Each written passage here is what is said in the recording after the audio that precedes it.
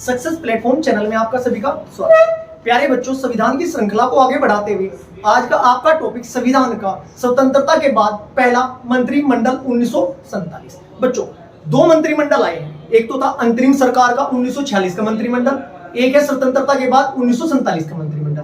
5 पद ऐसे थे, डायरेक्ट क्वेश्चन बन सकता है कि अंतरिम सरकार 1946 और स्वतंत्रता के बाद सरकार जो बनी थी 1947 में कितने पद ऐसे थे जो के तो उसी व्यक्ति के पास थे। 5 आंसर है बच्चों। कौन कौन से मैं अभी आगे क्लास में आपको बताऊंगा। बच्चों, ये टॉपिक आपको सिर्फ और सिर्फ मेरी आवाज को ध्यान से अपने कानों तक जाने देना है। मेरा ये पढ़ाने का तरीका होगा कि मैं आपका ध्यान अपनी ओर आकर्षित कैसे करता हूं। आज तक यदि आपके टॉपिक कंप्लीट याद नहीं हुआ है तो इसकी जिम्मेदारी 100% मैं लेता हूं कि इस टॉपिक से आपका कोई भी क्वेश्चन किसी भी एग्जाम में गलत नहीं होगा। सिर्फ जैसे जैसे मैं कह रहा हूं सिर्फ माइंड में आपको सेट करते चलना है। अभी छोटी क्लास के बाद आपको खुद महसूस होगा कि पूरा टॉपिक आपको याद हो चुका है। चलो बात करते हैं, क्लास स्टार्ट करते हैं। स्वतंत्र भारत का पहला मंत्रिमंडल। बच्चों, एक मंत्रिमंडल आया था 1946 में, उसमें भी 14 विभाग थे। 5 व्यक्ति है जिनके पास वही सेम टू सेम विभाग है। उन 5 व्यक्तियों के नाम देखिएगा सिर्फ बच्चे। सबसे पहले जवाहरलाल नेहरू, सेम विभाग इनके पास है। सरदार वल्लभ भाई पटेल, सेम विभाग है। डॉक्टर राजेंद्र प्रसाद के पास भी वही विभाग है। नंबर इसके बाद है जगजीवन राम के पास वही विभाग है। सरदार बलदेव सिंह के पास भी वही विभाग है। चलो, स्वतंत्र भारत का पहला मंत्रिमंडल को याद करते हैं सभी बच्चे। जैसे जैसे मैं कह रहा हूं, अब ये पूरी टॉपिक 3 कॉलम बनाओ।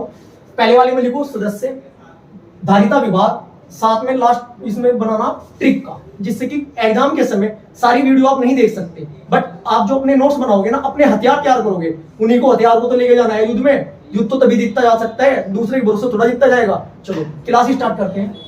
नंबर 1, जवाहरलाल नेहरू। बच्चों, जब इसने प्रस्ताव, जब उद्देश्य का प्रस्ताव इसने रखा था, किसने? जवाहरलाल नेहरू ने।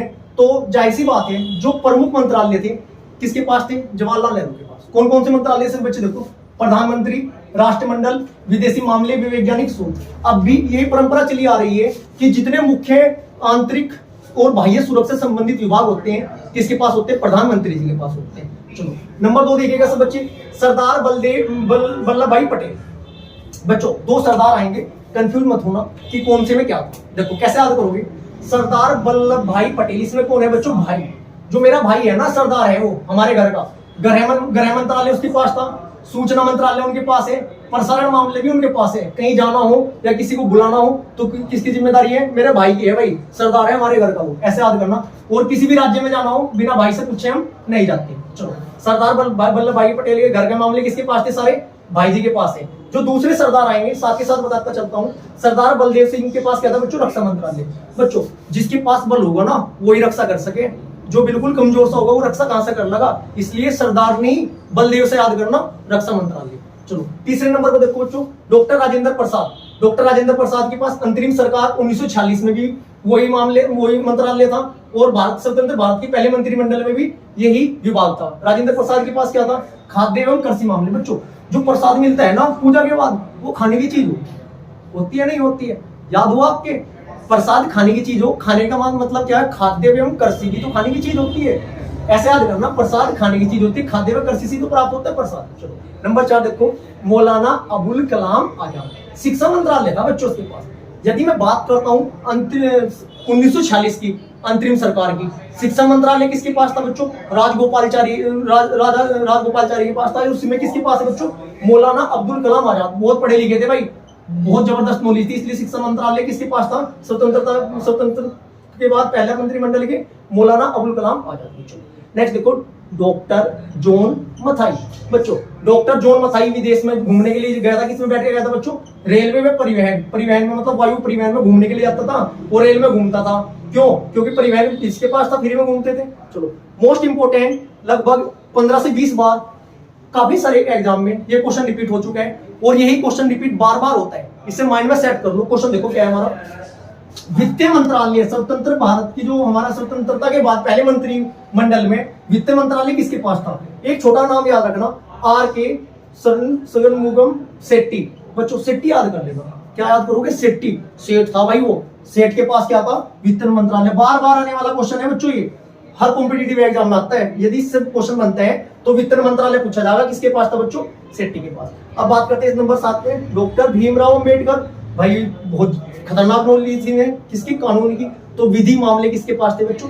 BR अंबेडकर के पास थे। चलो इसके बाद देखो जगजीवन राम, नंबर 8 पे देखो जगजीवन राम। बच्चों जीवन में क्या हमें परिश्रम करेंगे, मेहनत करेंगे, श्रम करेंगे, मतलब मजदूरी मेहनत करने का विभाग किसके पास था बच्चों? ये था जगजीवन राम के पास। जीवन से याद करना, परिश्रम करना ही पड़ेगा भाई जीवन में। सिलेक्शन कब होगा आपका? जब मेहनत करोगे। टाइम पास करने से सिलेक्शन कभी भी नहीं हो सकता। चलो नेक्स्ट देखिएगा नंबर 9 पे सरदार बलदेव सिंह बलदेव। बच्चों सरदार एक पहला था, एक सरदार था भाई। जिसके पास बल होगा वही तो रक्षा कर सके। रक्षा मंत्रालय किसके पास था? बलदेव सिंह के पास। चलो नेक्स्ट देखो 10 नंबर पे राजकुमारी अमृत कौर। स्वास्थ्य विभाग था बच्चों। स्वास्थ्य विभाग हमने 1946 की सरकार में कैसे करा था? गज मतलब हाथी का स्वास्थ्य खराब हो चुका था। जिस बच्चे ने आपके 1946 वाली अंतरिम सरकार की ट्रिक नहीं पढ़ी है, टॉपिक कंप्लीट नहीं है, प्ले लिस्ट में जाके उस वीडियो को भी देख लेना। एक क्वेश्चन वहां से भी आपका कंप्लीट सेट माइंड में हो जाएगा। 10वां नंबर देखो राजकुमारी अमृत कौर। बच्चों यदि अमृत पी लेंगे ना, स्वास्थ्य कभी खराब नहीं होने का। ऐसे याद करो, यदि हमने अमृत पी लिया ना, स्वास्थ्य कभी खराब नहीं हो सकता। इसका मतलब क्या है आपका? राजकुमारी अमृत कौर पे कौन सा विभाग था बच्चों? स्वास्थ्य मंत्रालय। नेक्स्ट देखो नंबर 11 पे देखो CH बाबा। बच्चों CH बाबा पे उसमें मतलब 1946 वाली सरकार में क्या था? बाबा के पास था ऊर्जा विभाग। जबकि स्वतंत्रता के बाद पहला मंत्रिमंडल में CH बाबा के पास क्या है बच्चों? वाणिज्य विभाग दे दिया गया था इन्हें। नंबर 12 पे देखो रफी अहमद किदवई। बच्चों रफी अहमद किदवई के पास क्या था बच्चों? संचार विभाग दे दिया गया इन्हें। नंबर 13 पे देखो डॉक्टर श्यामा प्रसाद मुखर्जी। श्यामा प्रसाद मुखर्जी है ना, ऐसे याद कर लेना। रानी मुखर्जी जो हीरोइन है ना, क्योंकि ऐसी बातें जल्दी याद हो गए बच्चों के। रानी मुखर्जी के पास कौन सा विभाग था बच्चों? उद्योग एवं आपूर्ति। सिर्फ मैं आपको ये याद करा रहा हूँ, उनके पास सच में नहीं था। कभी कोई बच्चा ये सोचे कि सच में ही था। चलो नेक्स्ट देखना। नेक्स्ट देखो 14 पे DN गॉडवेल।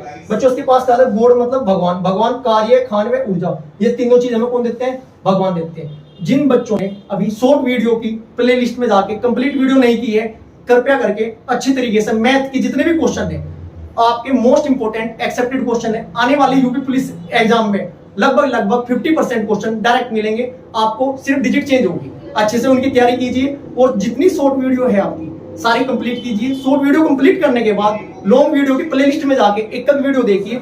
ये गारंटी मैं ले रहा हूं, जिस बच्चे ने अच्छी तरीके से लॉन्ग वीडियो अच्छी तरीके से सुन ली और समझ ली, पूरा टॉपिक कंप्लीट माइंड में सेट होगा।